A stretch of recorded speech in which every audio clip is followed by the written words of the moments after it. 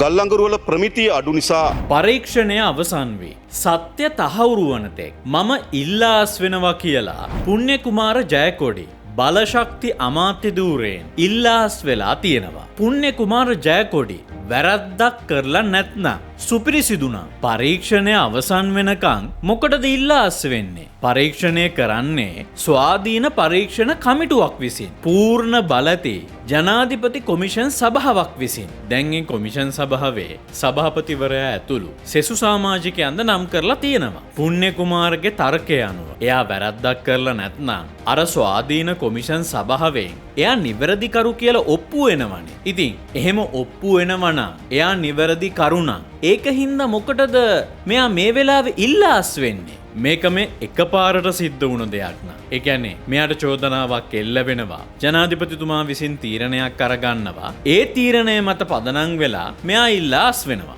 එහෙනම් අපිට මේක සාධාරණයි කියලා කියන්න පුළුවන්. පාර්ලිමේන්තුවේ 104ක් පුණ්‍ය කුමාර නිවැරදි කියලා සහතික කරලා තියෙන වෙලාවක ඇයි දැන් මේ කලබලේ ඉල්ලාස් වෙන්නේ? ඉල්ලාස් වෙන්න තිබ්බේ විශ්වාස භංගයට කලින්නේ. එතකොට පුණ්‍ය කුමාරට අර සපෝට් කරපු 104ට මොකද වෙන්නේ? එයාලා පුණ්‍ය කුමාර ගැන කියපු දේවල් වලට මොකද වෙන්නේ? වැඩි කතා වුණේ නැහැ. එයාගේ ලියුමේ අන්තිම හරියේ මෙන්න මෙහෙම කෑල්ලක් තියෙනවා. කෙසේ වෙතත් ඉදිරියේදී සිදු කිරීමට නියමිත විමර්ශන කටයුතු ඉතා ස්වාධීනව සහ කිසිදු පක්ෂපාතීත්වයකින් තොරව සිදුවිය යුතු බවට මා විශ්වාස කරන අතර විමර්ශනයක් සිදුවන අතරේ මම මෙම තනතුරේ සිටීම පවා ඊට බාධාවක් වෙතයි යන ස්ථාවරය මත පිහිටා වහාම ක්‍රියාත්මක වන පරිදි 2026 4/17 දින බලශක්ති අමාත්‍ය ධූරයෙන් ඉල්ලා අස්වීමට තීරණය කරමි කියලා. මේ ලියුම දැක්කහම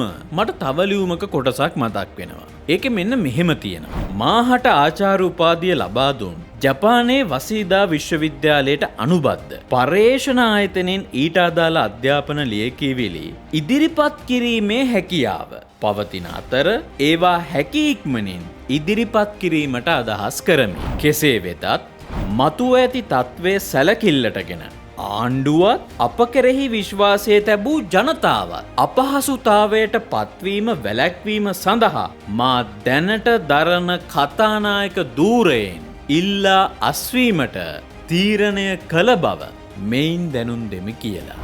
මොකද්ද ඔයාලා මේ කරන්නේ?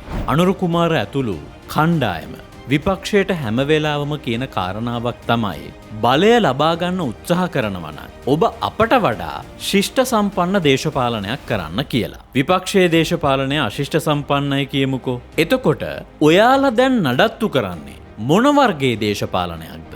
අපි කිව්ව අඩියක් පස්සට අරගෙන මේ වෙලාවේ නිහඬව ඉන්න. පුණ්‍ය කුමාර නිවැරදි වෙනකන් ඔය විශ්වාස භංගයට විරුද්ධව ඡන්දෙ නොදී ඉවත් වෙන්න කියලා. අපිට ඕනේ ඔයාලා පරද්දලා මේ වෙලාවේ මේ වෙන දේශපාලන බලවේගයක් ජයග්‍රහණය කරවන්න නෙවෙයි. ඇත්තටම මේ වෙලාවේ ඔයාලා යන ගමනේ අඩුපාඩු ටික පෙන්නලා දෙන්න. මතක තියාගන්න. පුණ්‍ය කුමාර ජයකොඩිගේ අස්වීම හුදෙක් ඉල්ලා අස්වීමක්ම නෙවෙයි. ඒක ජනතාව විසින් කරන ලද ඉල්ලා අස්කරවීමක් බව. කුමාර ජයකොඩි මහතාට එරෙහි විශ්වාස භංගත්වය පිළිබඳ යෝජනාවට පක්ෂව ඡන්ද 49ක්ද විරුද්ධව ඡන්ද 153ක්ද ලැබී ඇත. ඡන්දය දීමේ වැලකී සිටි සංඛ්‍යාව බිඳුවකි. ඒ අනුව විශ්වාස භංග යෝජනාව වැඩි ඡන්ද 104කින් පරාජයට පත් වී ඇත.